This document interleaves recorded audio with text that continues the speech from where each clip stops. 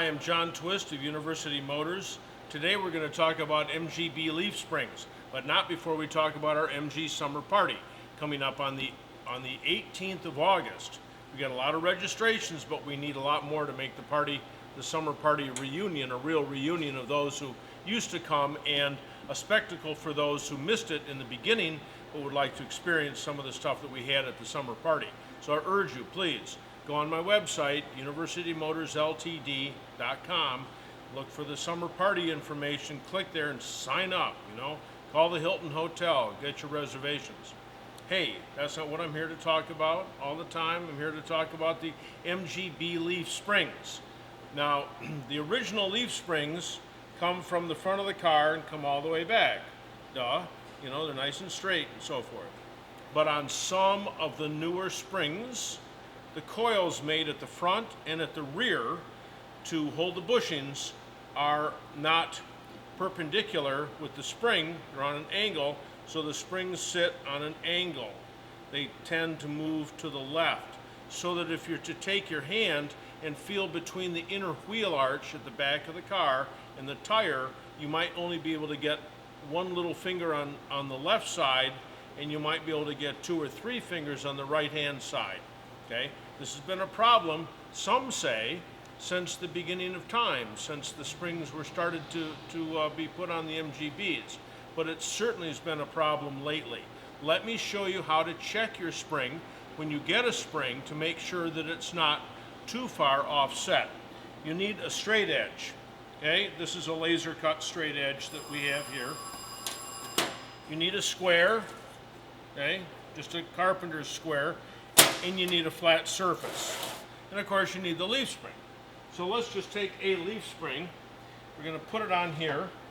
We're going to slide our straight edge up again so it hits the front and rear. Then we're going to take our straight edge and we're going to put it right here against the edge of our straight edge. And now, of course, we've got to account for the fact that it's moved down here a little bit. It's not completely perfect here. This isn't perfect. We should have another straight edge of the same thickness back here. Since you asked, I'll do it.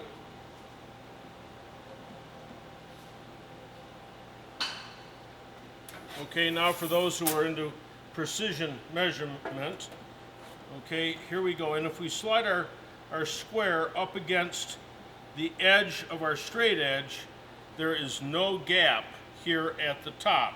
In other words, the square hits the spring and hits the edge. Well, I'm a 1/16 of an inch away here at the bottom.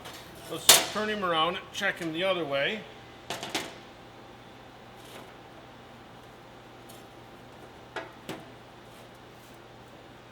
And I'm still that same, maybe 32nd of an inch, maybe just a little bit closer on this one. So we know that the coils here on the end are not on an angle, otherwise this spring would be tipped back like this. Let's try another one. I unfortunately do not have a set of the newer springs here to show you how much of a clearance problem there is, but they are off by a considerable amount. Okay, so here's my guy here, and I am off up here about 1/4 of an inch. Okay, my carpenter's square doesn't hit the spring by about 1/4 of an inch. Spin him around. Of course, I'm presupposing that my table's flat, and now it's square with the edge. So how can that be? But it is. So we're still pretty straight on that one.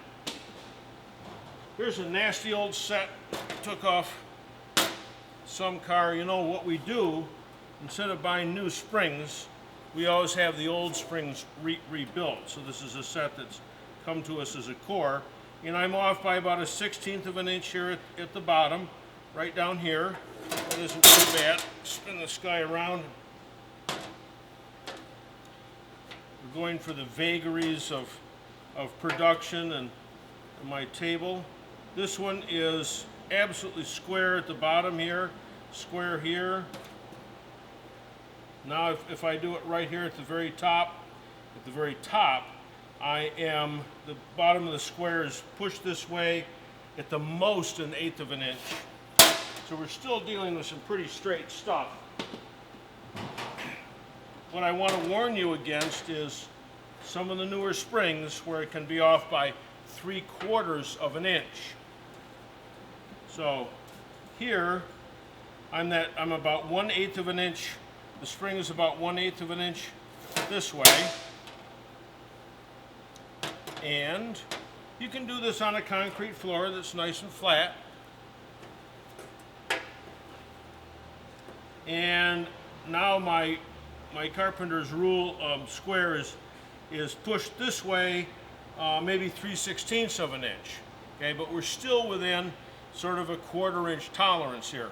What I want you to do if you buy a set of springs is to make sure that you're not 3/4 on one way and then you flip it over and you're 3/4 the other way.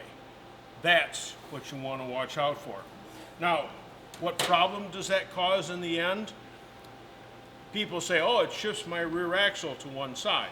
In fact, the rear axle is on the ground, so it actually shifts the body. But however you want to take a look at it, it really doesn't cause a problem. It's nice to have the car symmetrical. It isn't ever so bad that the car crabs going down the road. You know, you're going to have the steering wheel turned and everything. They're hardly ever that bad. But on those cars, the rubber bumper cars that have been changed from disc wheel to wire wheel, and the axle has not been changed, the whole rear axle has not been changed, just the hub, then you can run into a problem one side or the other when the car bottoms out and you'll scrub the outside of the wheel. If you notice the sweat pouring down my face, it's only because the outside temperature is just above 100 degrees for my friends in Canada and the rest of the world. That's about 38. It's really, really toasty. Hey, let me make a pitch again for the summer party. If you're not signed up, please call the Hilton. Talk to Janet at the Grand Rapids Hilton. Get your room reservation, and please go online, make a reservation, fax it to us, send it to us. We need your help to get all our planning done. So until Thursday, because this is Tuesday the 17th, until Thursday when we do another exciting video, we'll see you later.